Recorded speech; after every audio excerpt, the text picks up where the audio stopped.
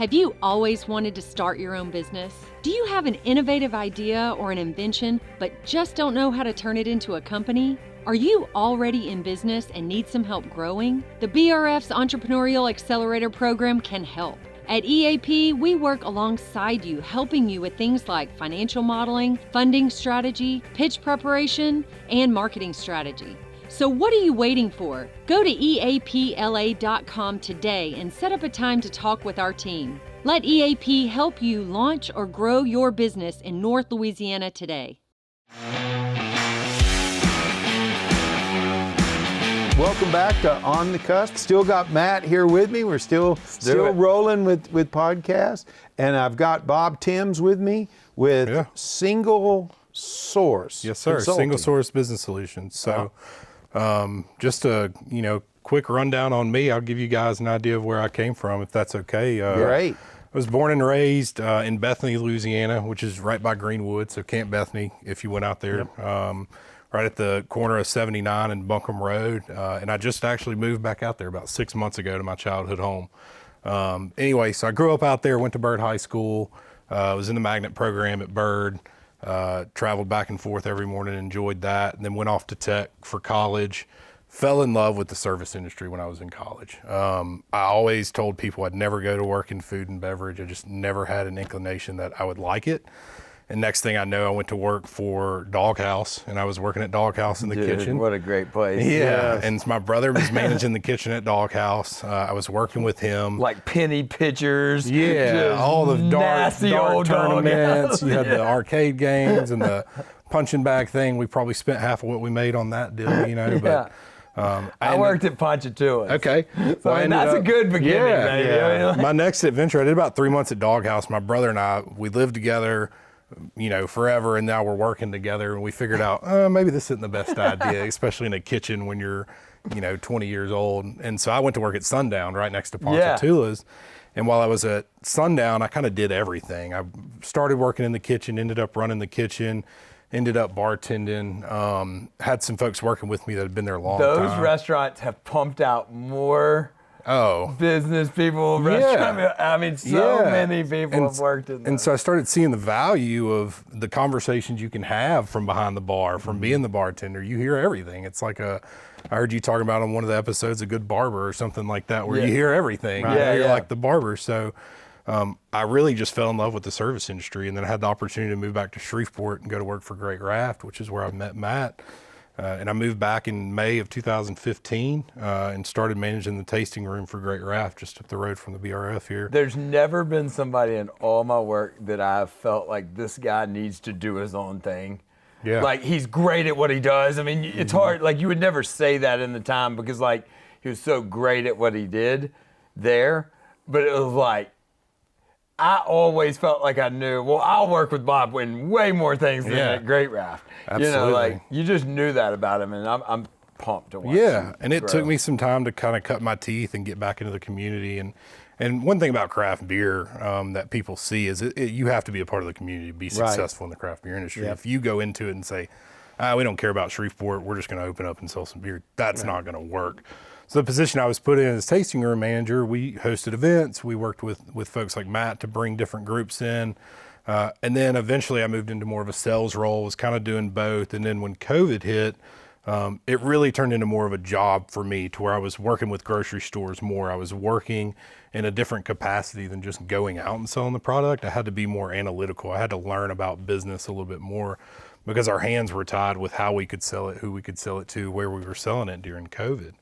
Another thing that happened. But you survived. We did. We absolutely, Great Raft flourished during COVID. We had some of our best years as far as the amount of volume we were pushing out in 2020 and 21. And it was a fun time. It was just a different time for me, right? So it wasn't as people focused. It was more analytical, working with Whole Foods, working with Brookshire's, working with Kroger.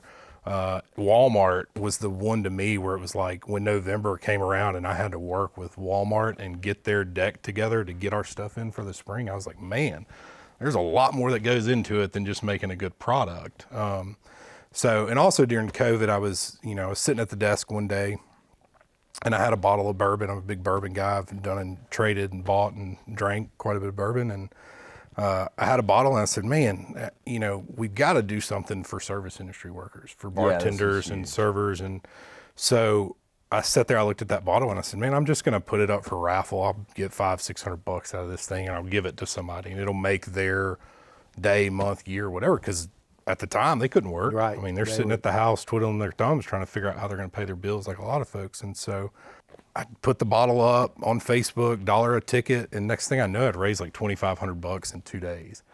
And I was like, holy crap. And so then I'm getting phone calls from people. Hey, I want to donate to your raffle. I want to do this. I want to do that. Louder Baking gives me a year's worth of bread.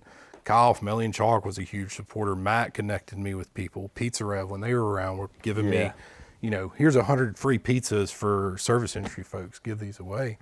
And by the time it was all said and done, from probably right when COVID was announced, so mid-March, up until about June or July of 2020, I spent time raffling and raising money. We ended up raising, and I say we because there was a lot of people that helped, but ended up raising about $30,000. And the way we gave it away was literally just finding service industry workers and almost giving them what I called a $100 handshake and just saying, hey, here's $100 or let me Venmo you $100. And so we were able to give, 250, 300 people $100, and it meant a lot to them because they knew somebody cared about them. Yeah. And then I shifted focus to buying some PPE, some masks, and things that restaurants needed to continue going. But for me, that was what really, again, it felt like, okay, now you're a different part of the community. You're not just the beer guy. You can make an impact doing it the way that you want to do it, right? And that led you to where you are now. Led me to where I am today. So it's an awesome transition. It is. To watch, it's a great story. You're I mean this in the best way as a term I've heard you're a professional, nice guy. Yeah. And you're a very likable guy. And the part that goes along with that I think you have that maybe some professional, nice guys don't have is your heart is good. And I've watched you for a long time, and watching you transition, because I mean, me and you have a lot of funny stories. Yeah, I mean, we you talk do. about drinking bourbon. I mean, you're a bourbon and bow tie pro. I mean, you've been a Santa Bob at Tinsel. Bob at Tinsel. So we got to tell this story because it matters. I think it matters. So Bob at Great Raft. So Tinsel's in its earlier. I mean, it's probably 4 or 5 years in, but. At Tinsel, it's really about what each store does to be special. Right. So Kyle and Bob basically get together, and Bob's going to be Santa Claus. Yeah, they shot me a text and they said, hey, we need a Santa for Tinsel. And I'm like, first off, what is Tinsel? Because at that point, I mean, I'm not you were single. I was single, so what is Tinsel, And so they tell me what it is. Matt's involved. Of course, I know Matt. And then, so Bob's sitting, so I make my rounds, checking on all the shoppers, making sure everybody's getting around. And I pull up, and Bob's in the back of an old truck, dressed as Santa Claus, just nailing Great Raft beers, having a ball, right? These ladies, I mean, he's a celebrity. Yeah. So that night, it was also right after Adrian had gotten elected. So that night after Tinsel, back in those days, I would get a big table in the steakhouse because that's where it ended and kind of watch everybody come in, make sure everybody gets back. So I'm in the steakhouse, and I'm like, Bob, meet us at the steakhouse and eat with us. And we've got the brand new mayor. We've got a big table, Grand Aunt, everybody, and we're eating. Yeah. And Bob comes to come in the steakhouse, and I can't see him yet, but from my table, I see these women just storm. I thought there was a celebrity out there. It looked like the paparazzi. There was, Bob. There was. And Santa Bob was coming. I had to beat him off, get him in. Yeah. It's one of my favorite. For me, I'd just event taken on memories the ever. persona so quickly because it's like if you're going to do something, do it right. Santa Bob was born. I have people all the time that are like, hey, will you do Santa, at the daycare for the kid? I'm like, look, That's really not. Not the right I do Santa. Santa once a year. It takes a little bit of liquid encouragement to do it. And so, but I go It's into not this. really a kid-friendly Santa No, situation. not at all. But I go into the steakhouse and literally, I'm not even thinking about being dressed as Santa Claus. I'm just thinking about him going to the steakhouse to have, a cocktail with Matt and Grant and Andrew and, and everybody that's there, Adrian and his team. And so I walk in and like he said, it's just like, Dude. and I can remember being in the steakhouse in like 2018 or something like that when Gerard Butler walks in and everybody's same thing. Everybody's like, oh, I got to talk to him, And so then I go into the bar and I'm like, hey, I'm going to go into here, I'll come back out. And I go to the restroom and I sneak back around and it's like drink, shot, hang out, take a picture. And I'm just like, oh my goodness. But I remember having a moment of clarity and looking at Matt and looking at Grant and thinking, we'll never be in this situation again. Yeah. Somebody has to say something. And so I stand up with an old fashioned and clink, clink, clink. And I just tell Adrian, hey, I'm proud of you. I hope that we, see success out of Shreveport. And that was 2018. I mean, that was like I think he hadn't even been inaugurated. No, it was between. It was like a week after the election, and you got a drunk Santa Claus Bob congratulating the new mayor in the steakhouse.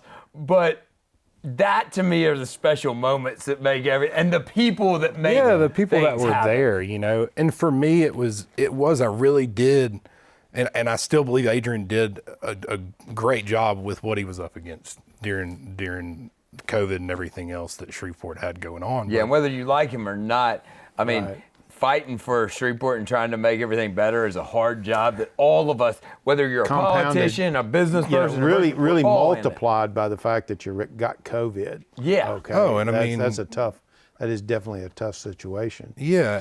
So bring this back to where are you now? What are you doing now? Yeah. So my partner Daniel Sant is a CPA. In November of 2022. I left Great Raft after about 7.5 years, and Daniel and I formed Single Source Business Solutions. So Daniel's a CPA. Obviously, that leads us into bookkeeping, accounting, tax, all those fun things. In December of 22, I brought my wife on to be our tax accountant. So she runs our tax department. Daniel oversees the bookkeepers. And then I kind of play a client relations game, right? I do what I've always done. I'm a salesman. I go out, I talk to people, I build relationships. I explain to them why we can do what we want to do better than another accounting firm, which the quickest lesson I learned in this business world, in the accounting world, is that unfortunately, as folks have grown, as businesses have grown, people have forgotten about how important customer service is. And it's unfortunate. We deal with people, we deal with people's money, we deal with people's time.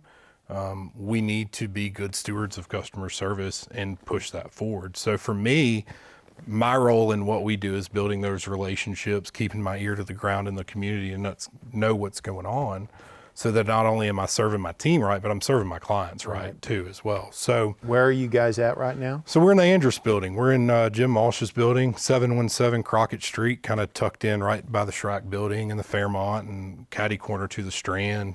We try to talk to people doing exciting things and doing cool things. And it is amazing what Jim built down there. Because I can't tell you how many of our guests are officing out of there. Yeah. I mean, and there's so much, you walk into it, you bring people into it, and they just think, is this in Shreveport? Like, where did I teleport to? Yeah. But the building, for the Andrus building, people that don't know, it was built in the 1920s. It was a Ford dealership. Yep. And it was, it was a 2-story building, still is, but it's a 2-story building. They did the showroom on the bottom floor and then the garage on the second floor. And there's actually a ramp in the backside where they pulled the cars up to the second floor. But Jim saw that building and he bought it 5-6 years ago, put a ton of money into it. He used the historical tax credits and opportunity zone and all that fun stuff to maximize his investment into it and his investment into the community as he should. And he's really, as cool as the building is, the group that Jim put in that building is a family. The building took a lot longer than Jim expected, I think it's fair to say. And he had a list of names that were going to be in that office. And he handpicked every one of those people and would come to you and be like, you're going to be in my building. I'm like, Jim, I don't even have an office. I don't need an office, And then COVID hit him. Yeah. And like and like everybody else. That. To sell downtown Shreveport to a guy like me that doesn't even have an office, home, and then you got COVID on top of it. Yeah. I mean, what a hard sell. And he nailed it. Yeah, we moved in December of 22. So we were at Cohab, and then we went up to the building one day and talked to Jim, and he said, look, I've got this great space. I need somebody in it. And so he had a big room. It's about a 2,000 square foot room. And at the time, we had, myself, my wife, my partner, and 3 employees. And so we went in, we took a few desks from Cohab. Thankfully, Jess let us take a few desks, and we went in and we put up camp for a couple months. And then before we knew it, Cohab needed a new place to go. And so Cohab took over that bigger room. Partner and I moved into a smaller office. And then recently, the Jim's office became available when Jim passed, unfortunately. And so we moved into Jim's office. But the group that's in that building, there's so many different dynamics. There's so many different attitudes and things that are going on. And to be able to go into that space for someone that's creative like me that needs to talk to people. I think it's a great place for you guys, because I'll tell you, one of the things we tell entrepreneurs is, don't wait to get an accountant or a bookkeeping firm. Yeah. If you wait until the 10 days before filing. That's right. Okay. The harder it gets. Yeah, the harder it gets. Okay. Yeah. Because you can't walk in with a shoebox full of receipts and expect them to turn it into One gold. of the most exciting things that's happened that I think is different in the last 10 years in this new world is we talked not long ago to Jarrett Lofton, who's an attorney who's doing this freelance attorney stuff with entrepreneurs. I do it from a marketing standpoint. You guys are doing it from a consulting and tax account standpoint. You get the best people. You're able to go out and get who's best at each part to build a team instead of having to wait until you can afford each of us. And on it goes your back own. to the relationship building, which place. is one of your strengths. You're out there building relationships. Yeah. And in our entrepreneurial community in Shreveport, we have to have those relationships. That relationship, right? Okay, we have to that's have the those best people. part. If I don't know, and that's a strength of Shreveport, I think. Yeah. If I don't know them or Bob doesn't know them, we can call each other. We can get it and done. there's a 90% chance one of us absolutely. knows them, Absolutely. or can get us there. I always say that about just about any service that you think you're going to need. Yeah. Okay. If you'll tell us, okay, I'll guarantee you there's somebody in the BRF. The three of us it'd could get you to any person step. in that Yeah. industry. Well, my dad, growing up, I lost my dad in 2020, in November of 2020. My dad had a stroke and passed away, and it really changed my life. Between losing my dad in November and having my daughter in December, my life was, in COVID, my life was just completely different than it was. And my dad was a relationship guy. My dad always prided himself on having a guy for everything, right? Yeah. And so if you needed new tires, you picked up the phone. Hey, Dad, who's your tire guy? Oh, Jim South, over on Burke. All right, cool. And Dad would be on the phone calling. And I think it's more than just an introduction, right? Yeah. When you foster that relationship and you make sure that relationship is working. That is and an if it's underappreciated it's skill. the underappreciated part of it, but it's the most important part. If I just turn somebody over to Matt, that's great. Cool. Matt might have them as a customer for 6 months. If I help foster that and Matt's business grows, my business grows, their business grows, that's the attitude we have to have. And I think that most folks go into it, and I'm hoping in 5 years I'm sitting down doing another podcast saying that. You've been across the board, in Shreveport, you've done a lot of things. What do we need to do better? Okay, we as a community need to do better.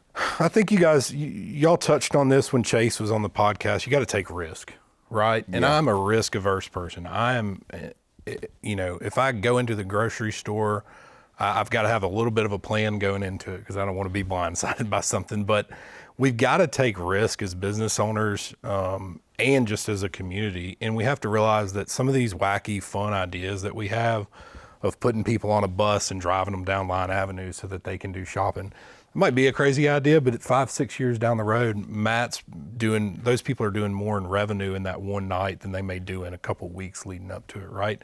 So we have to take risk as business owners. We also have to, steward and foster those relationships.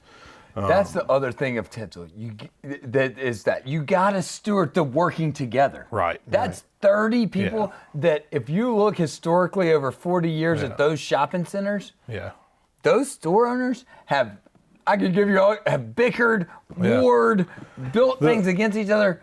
Bringing them together and having outside relationship guys like us to do it. Yeah.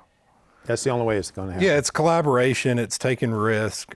It's knowing that you're stronger as a team. You're stronger as a city than you are individuals, right? And I'm not saying we have to go out and support every little thing, but the things that you find that you're passionate about that you can support in some way. Like for me, there's things that I want to sponsor and there's things that I want to attend or do that financially, our business is just not in that, let's throw money at this, but I can say, hey, what do you need? Yeah. Do you need a beer truck? Do you need volunteers? Do you need X, Y, and Z? Lean on other people. We're all here. Everybody loves to help. At the end of the day, if we're helping each other, you're going to get more happiness out of giving that help than that person's going to be from whatever you gave them. But that's what drives me, and that's why I think Shreveport can be a great place. We have these relationships. For me, I say we need to take more risk. I personally have to take more risk. I give Matt 10 ideas every time we see each other, and then I don't follow through on them because I'm like, man, what if this doesn't work? To hell with it. If it doesn't work, it didn't work, right? I am very excited about, and I go in and out of this, and I'm very high on it right now. Yeah. I am very excited about our generation of new leaders that are rising up, seeing things differently than the generations above us. I think we gotta change. You have to have that generation. You gotta stay current, and you gotta. And I'm happy with the people that are showing up and starting to evolve. I mean, there's some that are gonna always follow the way the playbook it's always been done. Yeah. But there's enough of us, and I think enough of us are brave enough to shake that up. I think that's encouraging to me. Definitely. Yeah. Well, Bob, thank you so much for coming out. Yeah, thank you guys. All right. This has been very informative, and good luck with the deal. Thank you. Hey, just continue, again, Shreveport's a great place. We have great people. We have great relationships. We just have to continue to push each other. That's such an important thing. Yeah. To when you see somebody doing good, you pick up the phone, you text them, you tell them they're doing good. When something good happens in the city, we need to celebrate it together. And for me, moving forward, after now establishing the business and starting to see some growth, this year, this future for us is going to be about celebrating what we've created and what those around us have created, and showcasing the importance of being in the present, being in the moment, celebrating that, celebrating our wins, figuring out why we lost, and do a better job next time. Great job. Thank you.